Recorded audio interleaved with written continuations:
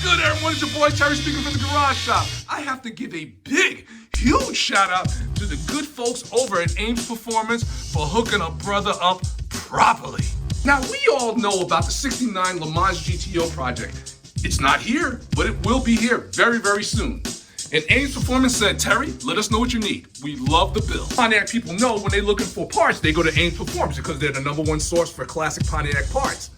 And check out that GTO on the box, 1969. Ooh.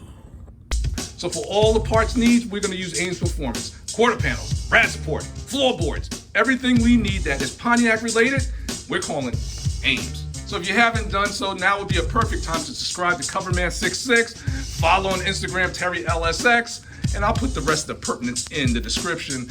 And you wanna follow this build because it's gonna go pretty quick and we're moving on, all right? And as always, be easy.